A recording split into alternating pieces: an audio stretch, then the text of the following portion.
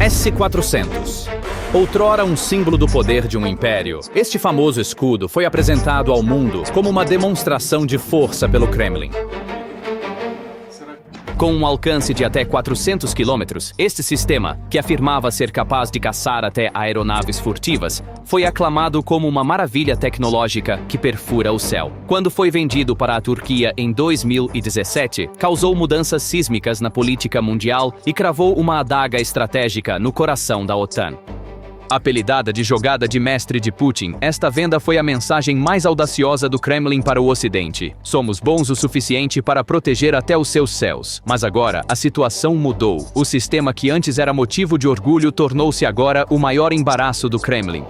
Moscou foi forçada a bater à porta de Ankara e sussurrar: queremos recuperar os mísseis que vendemos a vocês. Isso não é apenas uma transação comercial, mas uma admissão aberta de derrota militar, falência tecnológica e um dos maiores recuos estratégicos do nosso tempo. E por trás dessa ruptura dramática estão os ataques assimétricos extremamente bem planejados e altamente precisos da Ucrânia.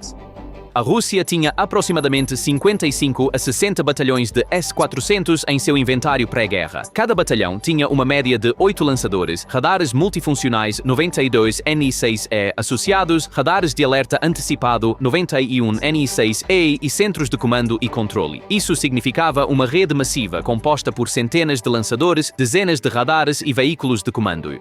No papel, essa estrutura formava uma das redes de defesa aérea mais densas e integradas do mundo. Apesar de seus recursos limitados, a Ucrânia mirou no S-400 e lançou uma caça sistemática. Dados apoiados por confirmação visual do Oryx mostram que a Ucrânia destruiu ou desativou pelo menos 5 batalhões completos de S-400 até o momento. Não estamos falando sobre um único radar ou lançador sendo atingido, mas sobre o desmantelamento completo da arquitetura integrada de um batalhão inteiro, ou seja, a remoção completa de um escudo de defesa aérea em uma única área. Além disso, esse impacto não se limita a perdas completas do sistema. Componentes críticos de muitas outras baterias foram atingidos com ataques de precisão. A perda dos radares 92 N6I deixou as baterias praticamente cegas e levou à destruição dos lançadores restantes sem disparar. Esses números apontam para uma situação sem precedentes na guerra moderna.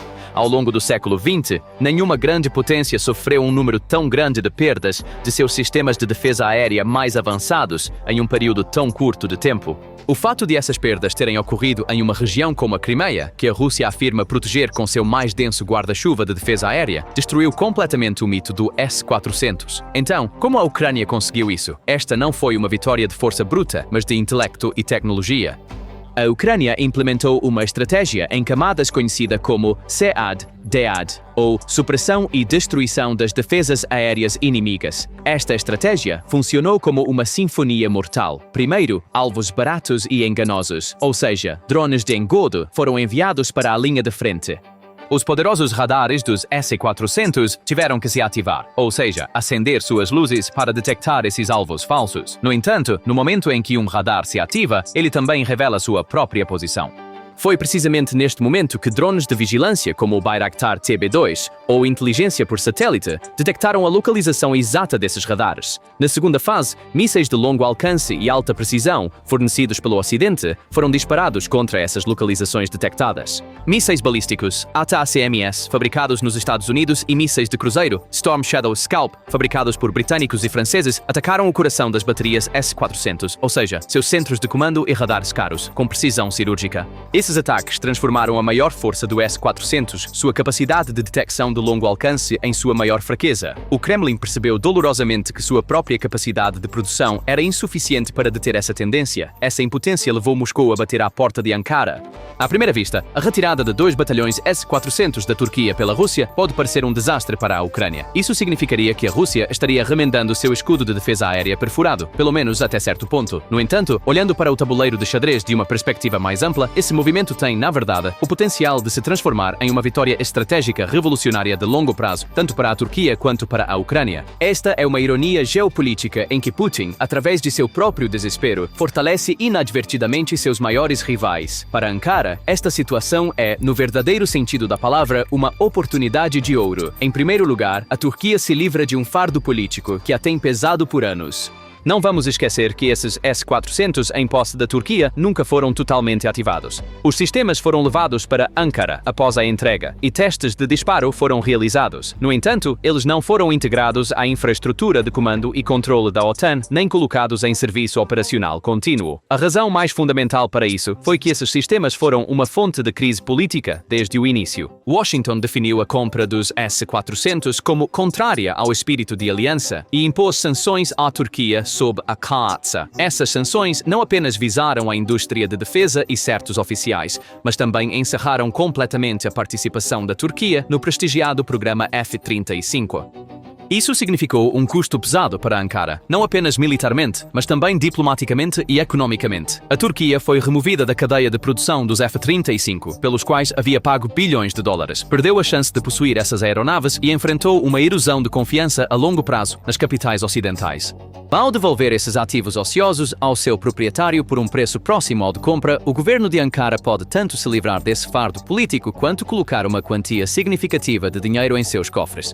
Então, o que pode ser feito com esse dinheiro? É aqui que a história se transforma em uma vitória para a Ucrânia também. Ankara havia pago aproximadamente 2 bilhões e 500 milhões de dólares pelos sistemas S-400. Agora, pode exigir mais de Moscou. Este dinheiro será combustível de foguete que acenderá diretamente os projetos mais ambiciosos da indústria de defesa nacional da Turquia. Na vanguarda desses projetos está o caça furtivo de quinta geração da Turquia, Kaan.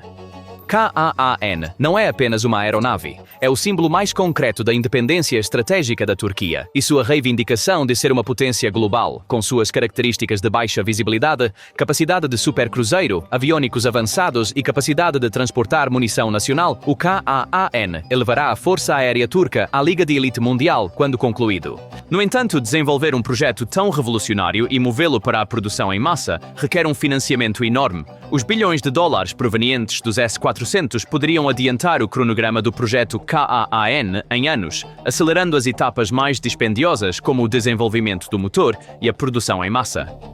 A Turquia preencherá o vazio criado pela perda do projeto F-35 devido a uma arma que adquiriu da Rússia com sua própria aeronave nacional, financiada graças à impotência da Rússia. Esta é uma aula magistral de manobra estratégica. Por outro lado, a parte mais surpreendente e talvez mais irônica desta equação é o ganho da Ucrânia.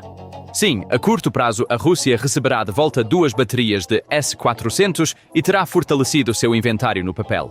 No entanto, isso não é mais um fator de medo para a Ucrânia, porque Kiev testou, desenvolveu e aperfeiçoou repetidamente todos os métodos de destruir os radares, centros de comando e lançadores dos S-400 nos últimos 2 anos. Eliminar esses sistemas já não é um problema estratégico massivo para o exército ucraniano. Tornou-se uma tarefa tática gerenciável. O verdadeiro ganho está em um plano muito mais amplo do que o campo de batalha, no domínio das parcerias estratégicas e das vantagens a longo prazo. Este acordo leva a já forte parceria estratégica entre Turquia e Ucrânia, que existe desde os primeiros dias da guerra a um novo nível. A lenda criada pelos drones Bayraktar TB2 nos céus ucranianos, a fábrica da Baykar estabelecida em Kiev e a construção de corvetas Milgem turcas para a marinha ucraniana já haviam unido os destinos militares dos dois países. No entanto, a venda dos S-400 de Ankara de volta para a Rússia está transformando essa relação em uma aliança ainda mais geopolítica. É bastante realista imaginar que parte dos lucros desta venda será transferida para projetos de defesa conjuntos com a Ucrânia. Por exemplo, a capacidade da fábrica da Baykar na Ucrânia poderia ser aumentada e a produção conjunta e o compartilhamento de tecnologia poderiam ser acelerados nos programas de UAV de nova geração Akinci e Kizilelma. Na verdade, a transferência das tecnologias de munição, sensor e radar da Turquia para a Ucrânia poderia levar à integração da defesa aérea de Kiev para... No entanto, o verdadeiro grande prémio para a Ucrânia está escondido no final desta história: os caças Kaan. O projeto nacional de caça de quinta geração da Turquia, Kaan, poderia ganhar impulso graças a esta venda. Ankara poderia usar a receita para financiar a integração do motor, testes de radar AESA e linhas de produção em série. Assim, o Kaan poderia entrar em serviço muito antes do planejado. Neste caso, a Ucrânia poderia ser um dos primeiros clientes de exportação do KAAN. Esta possibilidade já não é uma fantasia distante, mas uma opção cada vez mais realista, tanto militarmente quanto politicamente. Os jatos furtivos de quinta geração entrando no inventário do exército ucraniano não apenas mudarão a equação de superioridade aérea, mas também afetarão dramaticamente o curso geral da guerra. Porque o KAAN foi projetado como uma plataforma capaz de superar até mesmo sistemas russos como o S-400, com sua baixa assinatura de radar, capacidades avançadas de guerra eletrônica e habilidades de guerra centrada em rede, a presença dessas aeronaves patrulhando os céus ucranianos ameaçaria constantemente as bases aéreas da Rússia na Crimeia, linhas de suprimento em Donbass e até mesmo alvos estratégicos dentro da própria Rússia. Em tal cenário, o Kremlin perderia sua superioridade não apenas no solo, mas também no espaço aéreo. A possibilidade de a Ucrânia estabelecer superioridade aérea permanente sobre a Crimeia e Donbass se tornaria um verdadeiro pesadelo para Moscou. E a parte mais irônica, o financiamento desse pesadelo viria indiretamente dos próprios cofres da Rússia. À medida que o Kremlin paga à Turquia em desespero, não conseguirá impedir que esse dinheiro seja usado para projetos que aumentem a capacidade de combate da Ucrânia. Este não é apenas um momento militar, mas um momento histórico de vingança. A Rússia terá entregue à Ucrânia a carta mais mortal do século XXI com suas próprias mãos. Obrigado por assistir.